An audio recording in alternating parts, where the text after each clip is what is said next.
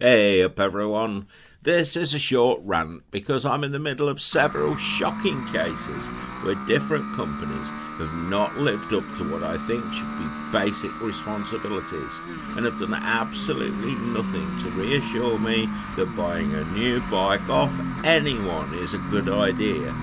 We know there were and still are problems with the LCHC engine KTMs, and I've looked at some of the ever-growing list of recalls, but what I see is a growing problem.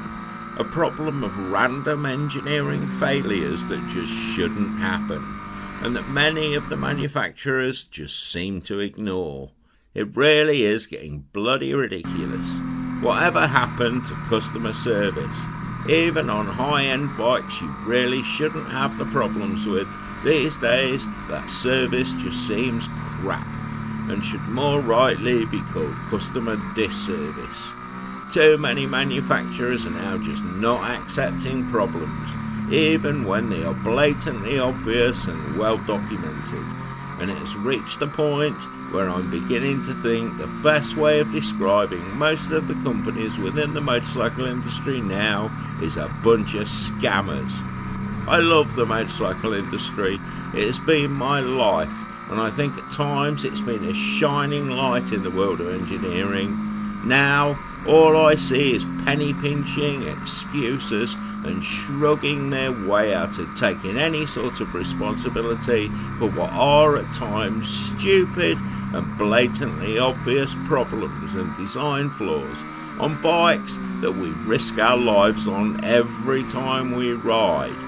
Whether electronic or mechanical, it's easy for any fault to become life-threatening on a motorcycle, but that seems to matter very little to the managing directors of the world. I remember when guarantee meant guarantee.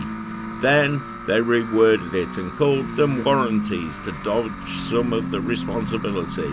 Now they seem to deny any responsibility at all most of the time, while at the same time telling us motorcycles are more reliable now than they have ever been.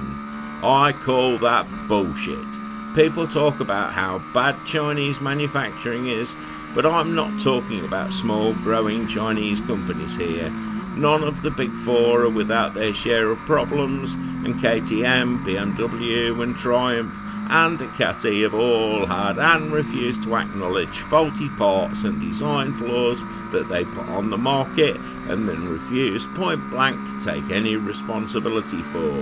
Whether that's Brembo deciding to use a cheap plastic master cylinder piston in their top of the range brakes, or KTM refusing to acknowledge any of the problems on the 790 and 890 platforms. It is shit. They shouldn't be allowed to get away with it. When you buy a new bike, you should feel secure in the knowledge that most of the time it will work without problems, and on the rare occasions that something does go wrong, that it is sorted out quickly and without stress or arguments.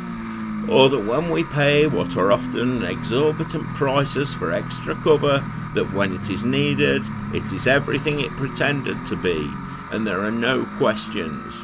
Unfortunately, often that seems far from reality, and the reality is that we have been sold a lie.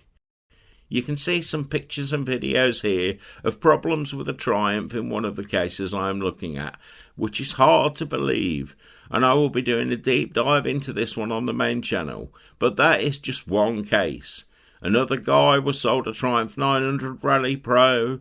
Soon after, on a trip to Spain, two spokes fell out of the front wheel, but Triumph say they can't find anyone in Spain to deal with it. Triumph Assist first say that Triumph Malaga can do it a few days later on the Friday, then they say they can't find a Triumph dealership to take the bike and replace the spokes at all. The rider was left with no choice but to hire a car to get home and leave the bike in Spain.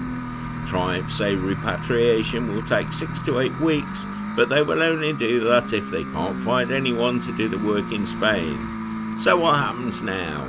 That guy is going to have to fly back to Spain when the bike is done so he can ride it back.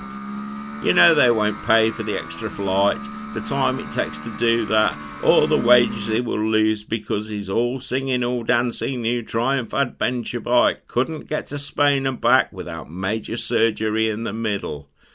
Is that the sort of treatment you want or expect from a company who pretends to be a high-end manufacturer?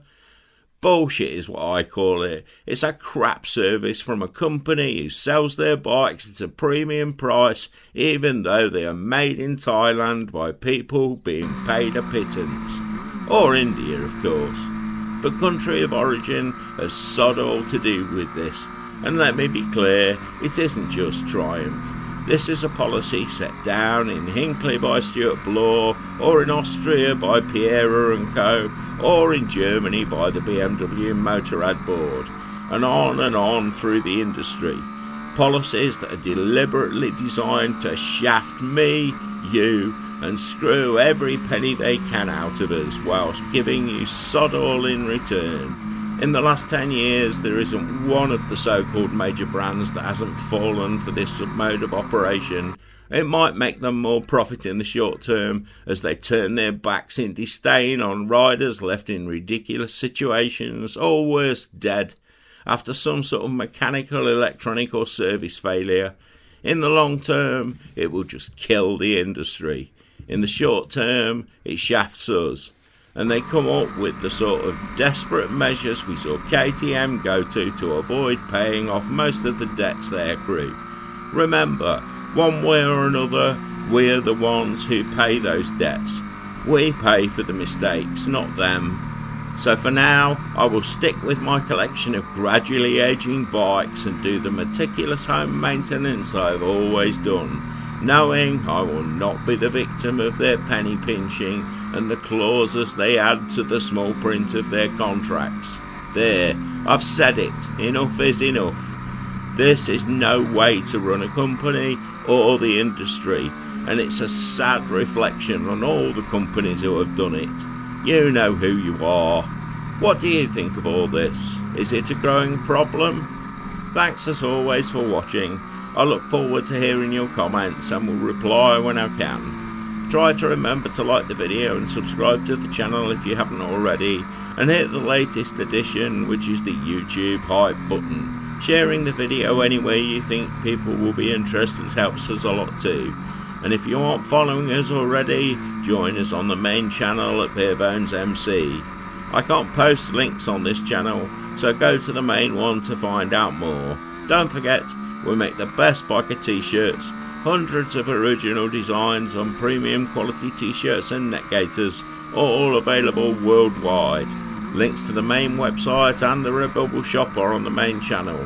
Have a great week, and always remember, keep your spanners close and your keys even closer. Ride free, everyone!